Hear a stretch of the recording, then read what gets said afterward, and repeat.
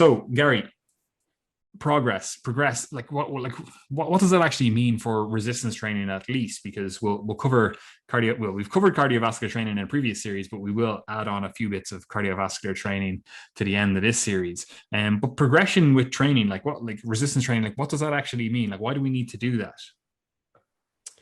We need to do that for the very simple reason that the human body is effectively an adaptive system. You can think of it as an adaptive biological system, and one that is going to basically maintain its state unless there's a difference in the stressors that are applied. And that goes in both directions, where if you're just living your normal life on Earth each day, then most of the time your body composition and your muscle mass, your strength, your bone mass, etc., is going to stay more or less the same.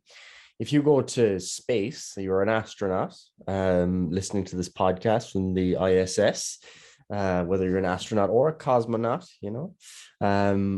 you're probably losing bone mass at the moment, and you're probably losing muscle mass, and you don't have gravity. So there's a change in your stressors that are being applied in the other direction. Okay, so it's maladaptive. Same if you're in bed rest. Okay, if you're in a hospital for a prolonged period of time, there was a reduction in the stressors that are being applied compared to your normal everyday life. So you get degradation, you get catabolism, and you basically get regression as opposed to progression.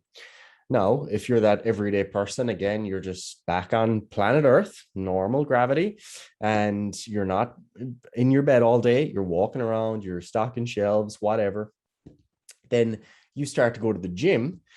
For the first, let's say, couple of months, maybe you're going to the gym, you're doing 2 or 3 days of weight training, you're going to be adapting to that. It's all quite new, okay? You follow the same program, you're lifting the same weights, you're lifting the same number of sets, number of reps, etc.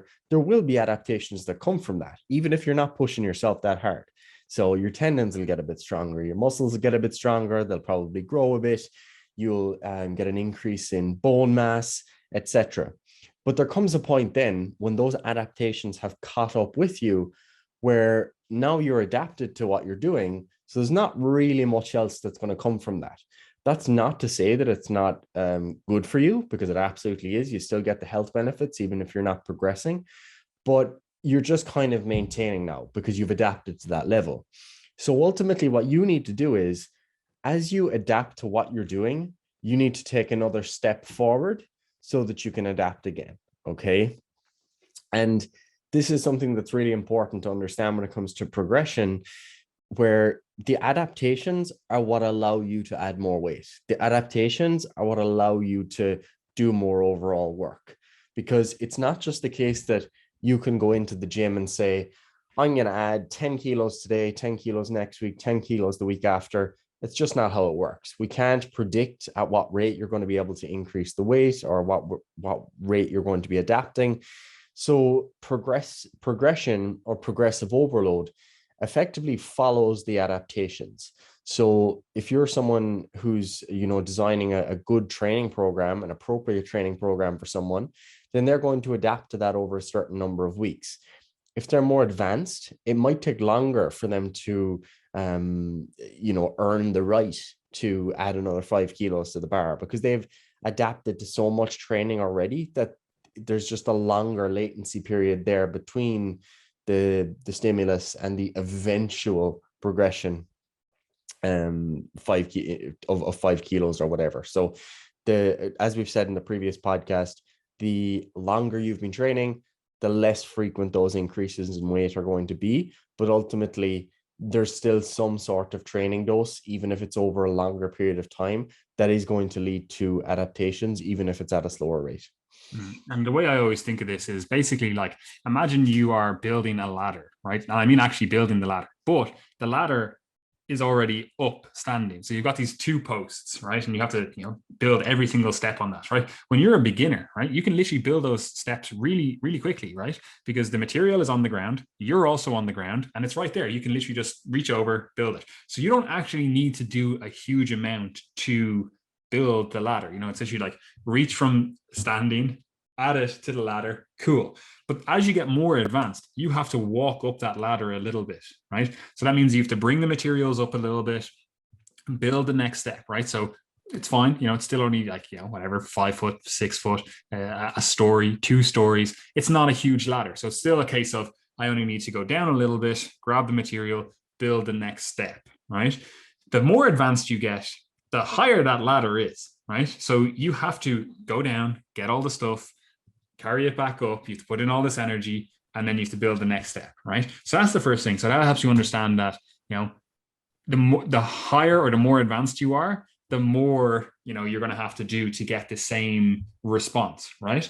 But also, it's important or the reason I use that analogy is because you can't take a step without the next step being built, right? And that's the same with progressive overload. People seem to think of progressive overload as in, oh, I'm going to take the next step, like I'm just going to add weight, and that's what's driving the progression, and that's not the case. The case is you've already built the next step, right? So that you can take that next step up, right? So you're basically, you imagine you're on a ladder, like you are staying, whatever, 3, 4, 5 steps below your absolute maximum capacity, right? Your absolute maximum height that you can climb on that ladder, because you're trying to build a ladder here. You're not trying to build a step, 10 foot above the last step, right? You're just trying to go, okay, here's the next step, here's the next step, here's the next step, right? So you're going to always stay just below that, right? And occasionally you're going to go, oh, I'm going to climb a little bit higher, and you get too close to the actual end of those steps that you've built. And then you're like, okay, well, actually, I need to climb back down a little bit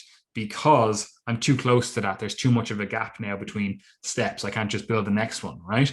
So that's the way I kind of think of it. Like you're always building the next step up, but to do that, you're always behind the next step. You can't just step into the ether and borrow from the lifting gods and go, oh, well, this week I'm just going to add 10 kilos to a lift, when you haven't built the adaptations that allow you to build or to allow you to actually complete that extra 10 kilo jump, So you're always below your true potential. And that is something to be aware of, because it actually does really influence our training, processes, our training thought processes, especially because you always kind of want to be just below failure, but at the same time progressing your training, which is a hard place to find. It's like people always think like, I have to go absolutely hard as I can, complete failure on every single set. And that's just not the case. That's testing. That's not building, that's expressing your strength.